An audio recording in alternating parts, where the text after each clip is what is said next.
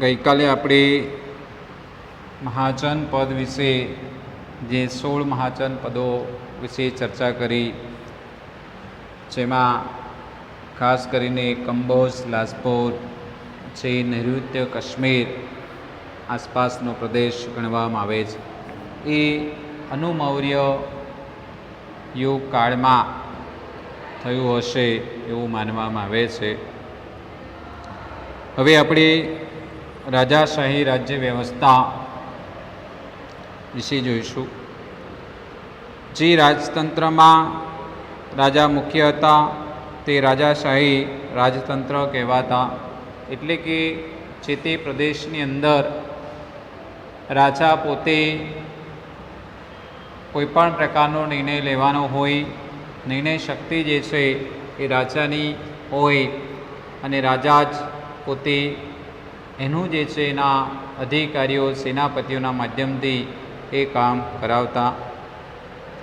આ સમયમાં મહાજન પદો વચ્ચે સત્તા માટે કોમ્પિટિશન જે છે એ વિશેષ રહેતી હતી, જેમાં મુખ્ય 4 શક્તિશાળી રાજતંત્રો હતા.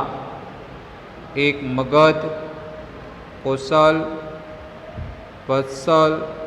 વત્સ અને અવંતી વચ્ચે વિશેષ કોમ્પિટિશન રહેતી, અને જેમાં આખરે મગધ એ શક્તિશાળી રાજ્ય તરીકે પ્રખ્યાત બન્યો છે. અહીંયા આપણે રાજાના તંત્રોની વાત કરી રહ્યા છીએ એ મુજબ કે 4 શક્તિશાળી રાજ્યતંત્રો એ જમાનામાં હતા. તે મગધ, કોસલ, વત્સ, અવંતી.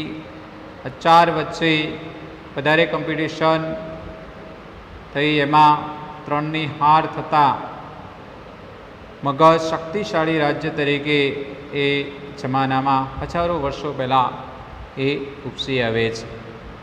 મગધ વિશે જોઈશું આપણે.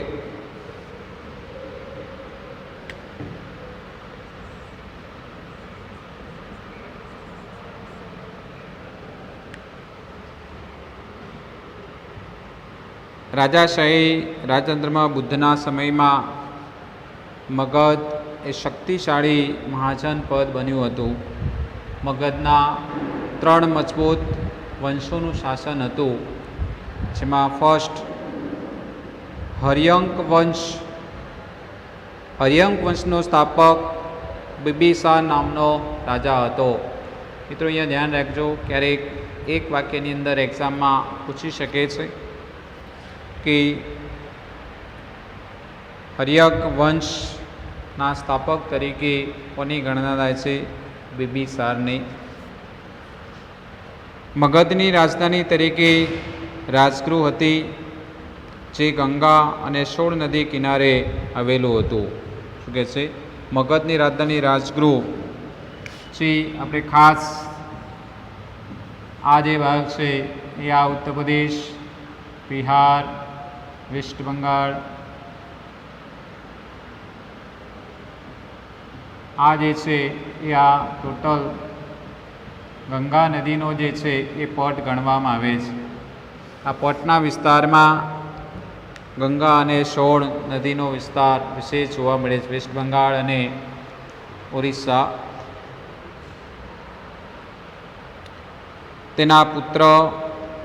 તેના પછી તેનો પુત્ર અજાતશત્રુ શાસન પર આવે છે. એટલે કે બિંબિસાર નામનો રાજા મૃત્યુ પામતા તેના પછી તેનો પુત્ર જે છે અજાતશત્રુ નામનો તેનો પુત્ર જેઓ રાજગાદી પર બેસે છે. તેણે પાટલીપુત્ર એટલે પટનાની રાજધાનીનું સ્થાન બનાવ્યું છે, જે વર્તમાન બિહારની રાજધાની તરીકે આપણે ગણીએ છીએ. જે પટના, જેને બીજા નામે પાટલીપુત્ર તરીકે બીજું નામ આપવામાં આવ્યું છે.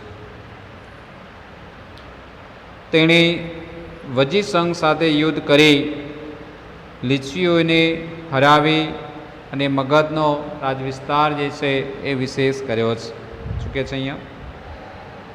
તેણે વજી સંઘ સાથે યુદ્ધ કરી લીચ્છવીઓને એટલે રાજાઓનો વિસ્તાર છે એમને હરાવે છે ને મગધનો જે વિસ્તાર જે છે એ વધારે છે.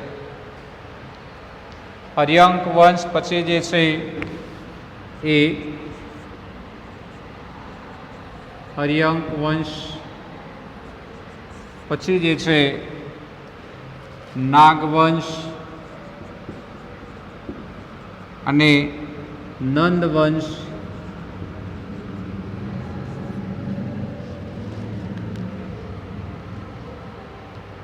નાગવંશ જે છે હર્યંક વંશ બાદ નાગવંશ સત્તા પર આવે છે.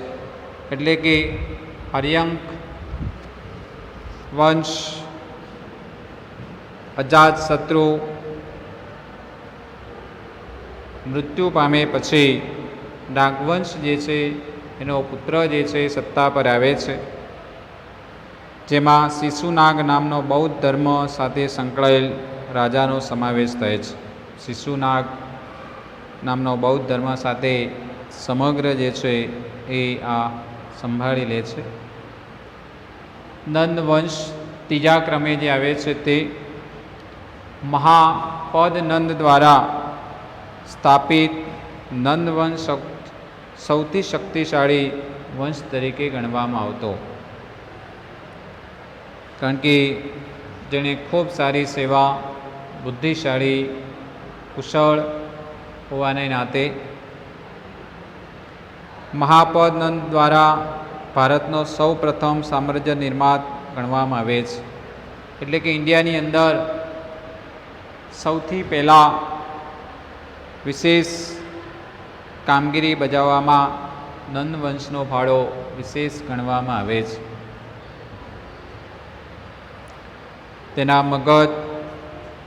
તેના સમયમાં મગધ ભારતનું સૌથી શક્તિશાળી રાજ્ય બની ચૂક્યું હતું. તેના સમયમાં એટલે કે જે રાજ્ય વ્યવસ્થા હતી એ વખતે મગધ જે વિશેષ કામગીરીમાં આગળ આવવા માટે પ્રયત્ન કર્યો. સિકંદરે ભારત પરના આક્રમણ સમયે મગધ પર નંદવંશનો ધનનંદ નામનો રાજા શાસન કરતો હતો. સિકંદરે જ્યારે આપણી ઉપર ચઢાઈ કરી ત્યારે મગધ પર નંદવંશનો ધનનંદ નામનો એટલે કે પુત્ર જે છે એ જેનું શાસન ચાલતું હતું. ત્યાર પછી આગળ જોઈએ ગણ રાજ્ય.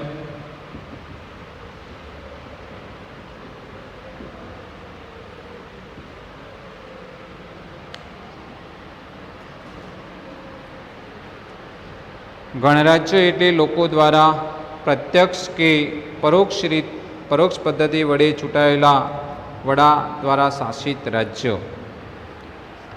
આપણે વિધાનસભા અને લોકસભાની જ્યારે ચૂંટણી હોય અને જે વ્યક્તિ જીતે છે અને આપણે જે મત આપીએ છીએ એને શું કહીશું? પ્રત્યક્ષ. 18 વર્ષથી મોટી ઉંમરની વ્યક્તિ હોય એને મત આપે છે. એક્ઝામ્પલ છે સુરેન્દ્રનગર જે વઢવાણ તાલુકાના ધારાસભ્ય જે છે એ ધનજીભાઈ પટેલ સાહેબ અને સાંસદ મુજપરા સાહેબ, જે આપણે મત આપીને જેને ચૂંટ્યા છે. જ્યારે દેશની પાર્લામેન્ટ છે એની રાજ્યસભાની અંદર ગુજરાતની 11 સીટો છે, તો આપણા વતી જે છે મત આપીને એ 250 સીટો જે છે પાર્લામેન્ટમાં એ પરોક્ષ છે, જેમાં આપણે એને મત આપતા નથી. આપણા ચૂંટેલા પ્રતિનિધિઓ જે છે એ સાંસદો જે છે એ આપણા વતી મત આપે છે અને દેશની ચૂંટણી જેને પરોક્ષ કહેવામાં આવે છે, રાજ્યસભાના સભ્યો જે ગુજરાતમાં વર્તમાન 11 છે. એવી રીતે અહીંયા પ્રત્યક્ષ અને પરોક્ષ રીતે ઇલેક્શન કરવામાં આવતું. ગણરાજ્ય પ્રાચીન રાજ્ય વ્યવસ્થા તથા શાસન પદ્ધતિનું નોંધપાત્ર લક્ષણ હતું. ખાસ કરીને ખૂબ સારી વ્યવસ્થા હશે એવું આપણે અનુમાન કરી રહ્યા છીએ. ગણનો અર્થ થાય છે સમૂહ, એટલે એક સાથે કામગીરી કરવા માટે બધા ભેગા થાય, બધાના મંતવ્યો લેવામાં આવે અને જે રાજા હોય એ નિર્ણય શક્તિ પ્રમાણે તેઓ કામ મેળવી શકે.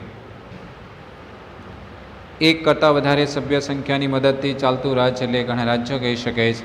તે ઇન્ડિયાની અંદર વર્તમાન આપણી જે પાર્લામેન્ટ છે દિલ્હીમાં, જેમાં 545 આપણા સાંસદો જે છે, એટલે કે 543 બે એંગ્લો ઇન્ડિયન. કોઈપણ પ્રકારનું કામ કરવાનું હોય તો શાસક પક્ષ અને વિરોધ પક્ષમાંથી જે પણ હોય તે 2/3 કરતાં વધારે મતો પ્રાપ્ય થાય તો એ લો જે છે એ બધાને અમલ કરવો પડે છે, કાયદો. એટલે કે જ્યાં સુધી સંસદમાં પસાર ન થાય ત્યાં સુધી એ કાયદો બની શકતો નથી. એટલે બધાની મંજૂરી, ચર્ચા વિચારણા, દેશમાં કેવા પ્રતિભાવો, આ બધી વસ્તુઓ જે છે જેને ધ્યાનમાં રાખવામાં આવે છે.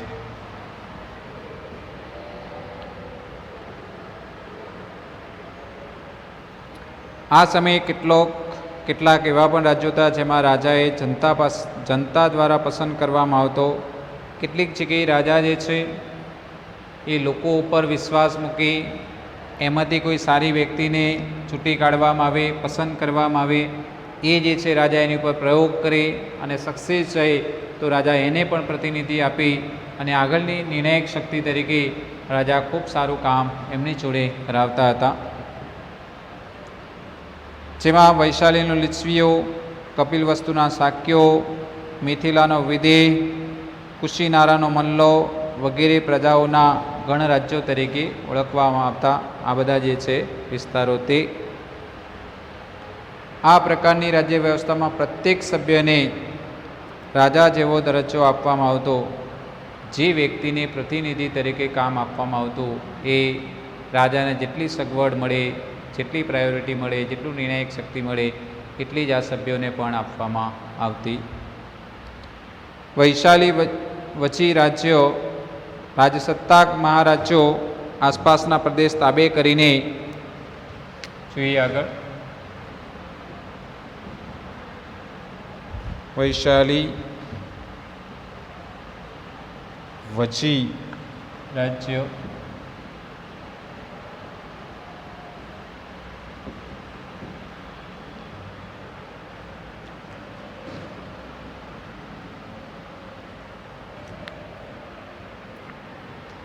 રાજસત્તાક મહારાજ્યો આસપાસના પ્રદેશો તાબે કરી પોતાની સત્તા વધારવા અને સામ્રાજ્ય સ્થાપવાની મહત્વાકાંક્ષા રાખતા. તે દરેક રાજા સામેવાળા રાજાને પરાસ્ત કરવા, હરાવવા માટેના પ્રયત્નો કરતા, જેથી કરીને એ તમામ સંપત્તિ એ પોતે ભેગું કરે અને પોતાનો રાજ્ય વિસ્તાર વધે, નામના વધે, ઇજ્જત વધે, એવા દરેક રાજાના પોતાના પ્રલોભનો હતા.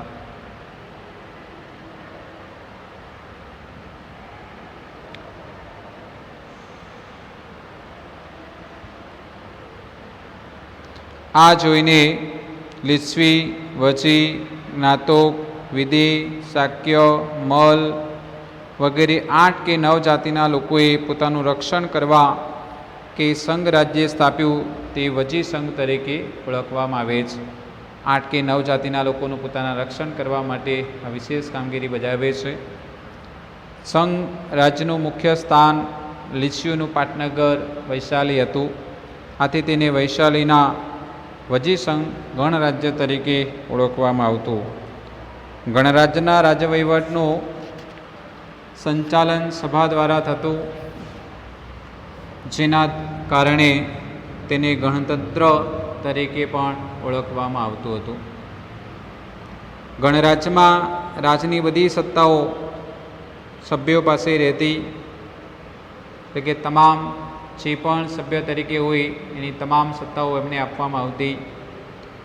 સભામાં સભ્યો બેસતા અને બધા જ કામકાજમાં ગણસભામાં રજૂ થઈને બહુમત કે સર્વાનુમતે પસાર કરવામાં આવતા. એટલે બધા ચર્ચા વિચારણા કરે, યોગ્ય છે કે નહીં એવું બધું ધ્યાનમાં રાખી અને નિર્ણય લેવામાં આવતો. જ્યાં સભા ભરાતી તે જગ્યા નગર ભવન તરીકે ઓળખવામાં આવે, જેને આપણે ગુજરાતમાં વિધાનસભા કહીશું. જે વિઠ્ઠલભાઈ પટેલ જે વર્તમાન આપણે જેને કહીએ છીએ તે, અને દેશની અંદર જે પાર્લામેન્ટ કહેવામાં આવે છે. જે આ બધા જ સભ્યો સાંસદો જે છે એ ત્યાં બેસી દેશનું સંચાલન કરે છે. તે ગણરાજ્યની સભામાં સભ્ય તરીકે વૃદ્ધો અને યુવાનોને વધારે પસંદગી આપવામાં આવતી. વૃદ્ધોને એટલા માટે કે વધારે બુદ્ધિનો ઉપયોગ કરે, અનુભવ હોય જેટલા માટે ઉપયોગ કરી શકે, અને યુવાનોનો જોશ વધે, ઉત્સાહ વધે, આનંદ વધે એવા વિશે જે છે એ પ્રયત્નો હતા. એટલે વૃદ્ધો અને યુવાનોને વિશે જે છે એ પસંદગી કરવામાં આવતી. ગણરાજ્યો રાજ્ય વહીવટ માટે પોતાનો પ્રમુખ પદ પણ કરતા હતા. એટલે કે સમગ્ર રાજ્યનું મેનેજમેન્ટ માટે પ્રમુખની પણ પસંદગી કરવામાં આવતી. જેમ આપણે વર્તમાન સુરેન્દ્રનગર જિલ્લામાં પ્રમુખની ચૂંટણી, તાલુકા પંચાયતમાં ચૂંટણી, અલગ અલગ પ્રમુખની જે ચૂંટણી કરી સમગ્ર 5 વર્ષ સુધી નગરપાલિકાનું વ્યવસ્થિત કામ કેવી રીતે થાય જેની જોવાની જવાબદારી પ્રમુખની, તાલુકા જિલ્લા બંને પ્રમુખની હોય છે. તેની પસંદગી ચૂંટણી કરીને કરવામાં આવતી. એટલે ઇલેક્શનના માધ્યમથી જેની પસંદગી કરવામાં આવતી હતી. ગણરાજ્યમાં પ્રત્યેક સભ્યને રાજા ગણવામાં આવતો. જે પણ સભ્યો છે, જેમ વર્તમાનમાં 545 આપણી સાંસદો જે છે તે, ગુજરાતમાં 182 જે વિધાનસભાની સીટો છે તે, એ બધા જ રાજા જે તે વિસ્તારના. એમ એ જમાનામાં જે રાજાઓ સભ્ય તરીકે કામ કરતા એ રાજા તરીકેની વિશેષ કામગીરી તેઓ બજાવતા હતા.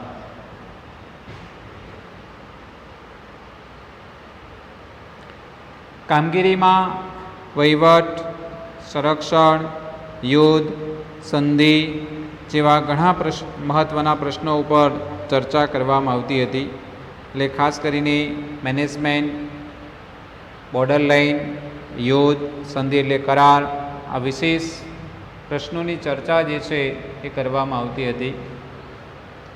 કોઈપણ સભ્ય નિયત થયેલા સમય મુજબ સભ્યપદ ભોગવતો. એટલે કે જે રાજાએ નક્કી કર્યું હોય એ પ્રમાણે એને પોતાનું પદ એટલે કે સમયગાળો જે છે એ કામગીરી બજાવવાની. ઇન્ડિયામાં સંસદની જે ચૂંટણી આવે છે જેમાં 5 વર્ષ, વિધાનસભાની ચૂંટણી 5 વર્ષ, અલગ અલગ જે સમયગાળો છે એ પ્રમાણે દરેકે પોતાનો સમયગાળો ભોગવવાનો રહેશે.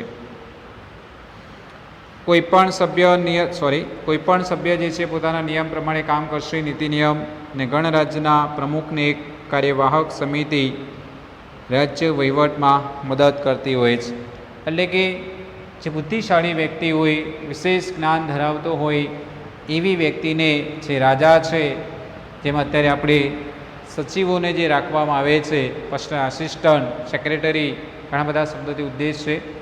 જે વર્તમાનમાં નરેન્દ્ર મોદી સાહેબના રાષ્ટ્રીય સલાહકાર જે અશોક ડંફલ જે વિશેષ કામગીરી બજાવી રહ્યા છે, તો એવી રીતે એક મદદનીશ વહીવટ કરતાં પણ રાખવામાં આવતા હતા, જેથી બધાનું વિશેષ ધ્યાન રાખી શકે. ગણરાજ્ય સમયનું સમાજ જીવન અને રાજ્ય વ્યવસ્થા. પુરાતત્વ શાસ્ત્રીના મતે આ સમયે લોકો સાદા ઘરોમાં રહેતા, પશુપાલનની પ્રવૃત્તિ સાથે પણ સંકળાયેલા. પુરાતત્વ એક ઇન્ડિયાનો વિભાગ છે જે ઇન્ડિયાની અંદર ખોદકામ દરમિયાન કોઈ પણ વસ્તુ તમને મળે તો તમારે પુરાતત્વ ખાતાને પહેલી જાણ જે છે કરવાની હોય છે. જે દરેક જિલ્લામાં અને દરેક તાલુકામાં જેની વ્યવસ્થા જે છે એ કરવામાં આવેલી હોય છે. પુરાતત્વ વિભાગની અંદર કોઈપણ પ્રકારની એક્ટિવિટી જે છે એ ચાહે કોઈપણ ખનીજ હોય, ક્રૂડ ઓઇલ હોય, પેટ્રોલ, ડીઝલ, ગેસ, સોનું, ચાંદી, જે પણ આપણને પ્રાપ્ય થાય એ તમામ વસ્તુ જે છે એ તમારે જે તે જિલ્લામાં પુરાતત્વ ખાતાનો વિભાગ હોય છે જેમાં જાણ કરવાની હોય છે. એ જમાનામાં પશુપાલનનો પણ વિશેષ ઉપયોગ થતો. આ સમયે ઘઉં, ચોખા, જવ, શેરડી, તલ, સરસવ, કઠોળ જેવા પાકોનું પણ ઉત્પાદન થતું હશે એવું પુરાતત્વ વિભાગના દ્વારા આપણને જાણ છે. લોકો એ સમયમાં રસોઈ માટે માટીના વાસણોનો ઉપયોગ કરતો હતો. પુરાતત્વ શાસ્ત્રોને આવા કેટલાક માટીના વાસણો પણ મળી આવ્યા છે, જે તમે ચિત્રની અંદર જે તમે જોઈ શકો છો. સમયમાં માટીના કેટલાક વાસણો પર ચિત્રકામ થયેલા જે છે એ પણ જોઈ શકો. આ વાસણો ભૂખરા રંગના ચિત્રિત વાસણો જે તમને કલરમાં ડિઝાઇન કરેલા પણ દેખાય છે. આજે આપણે કુંભારના ત્યાંથી વિશેષ પ્રકારના માટલા અને રસોઈના કેટલાક વાસણો જે છે એ આજે આપણને પણ પ્રાપ્ય થાય છે.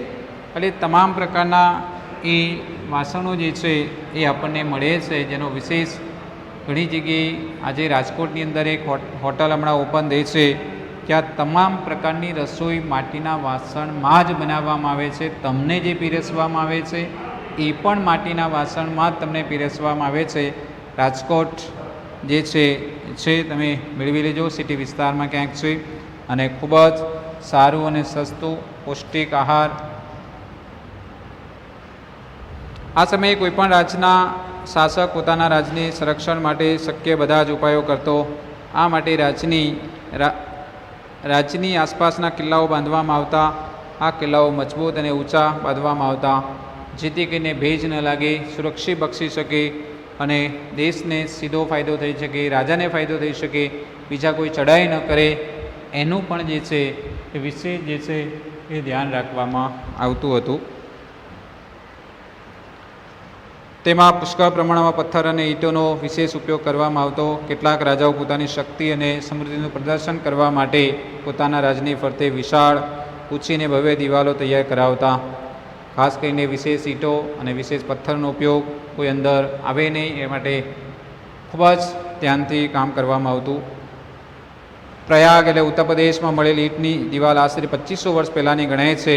જે આ સમયે આવા ઊંચી દિવાલોની કિલ્લાઓ બાંધવામાં આવતા. તે વર્તમાનમાં સુરેન્દ્રનગર જિલ્લામાં લખતર, તે વઢવાણનો કિલ્લો, લખતરનો કિલ્લો વિશેષ એનું ઉદાહરણ છે. આ સમયે તમામ મહાજન પદો વિશાળ સેના સંરક્ષણ માટે મજબૂત કિલ્લાની શરૂઆત રહેતી, કારણ કે બીજા રાજા આની ઉપર ચડાઈ ન કરે પ્રતિસ્પર્ધી ઉપર. જરૂરિયાતને પૂરી કરવા લોકો પાસેથી કર લેવામાં આવતો, એટલે ટેક્સ. ખેતીમાં પાકનો 6ઠ્ઠો ભાગ જે છે રાજકોષીયમાં આવતો, એટલે બજેટની અંદર આપવામાં આવતો. જે તમારું ઉત્પાદન થાય એમાંથી 6ઠ્ઠો ભાગ એ રાજાને જમા કરાવવાનું અનાજ. કારીગર વર્ગ એક માસમાં 1 દિવસ રાજને કામ કરી આપતો હતો, એટલે કે તમે 30 દિવસમાંથી કોઈ પણ 1 દિવસ એ રાજાની સેવા પાછળ તમારે પોતાની સેવાનો ઉપયોગ કરવાનો. પશુપાલકો કરતાં ભાગરૂપે પશુઓ પણ આપતા. જે પશુપાલકો રાખતા હતા એ પશુ તરીકે ટેક્સ તરીકે પણ પશુ આપતા. એટલે પૈસા ના હોય તો વસ્તુના બદલામાં પશુ આપતા. વેપારીઓ સામાન ખરીદ વેચાણ પર પણ ટેક્સ લેતા. એટલે વેપારીઓ જે આપણે વર્તમાનમાં જે આપણે જીએસટી કહેવામાં આવે છે એવી રીતે પણ એનો ઉપયોગ કરતા. મહાજન પદોના સમયગાળામાં લોખંડના ઓજારોના લીધે ખેતીમાં સુધારો થવા લાગ્યો છે. એટલે ધીમે ધીમે આમાં વર્તમાનમાં પણ વિશેષ એવા સુધારા જે છે એ આપણને જોવા મળે છે. આવા વિશેષ સુધારા, લોખંડનો વિશેષ ઉપયોગ, લોખંડના ખેતીના સાધનોનો વિશેષ ઉપયોગ થયો છે, જેના કારણે આપણને એનો વિશેષ લાભ વર્તમાનમાં મળ્યો છે. તો અહીંયા આ પાઠ પૂરો થાય છે. આવેલા તમામ સ્વાધ્યાયના પ્રશ્નો મારે લખવાના રહેશે. બાકીનો નેક્સ્ટ ટાઈમ. અસ્તુ.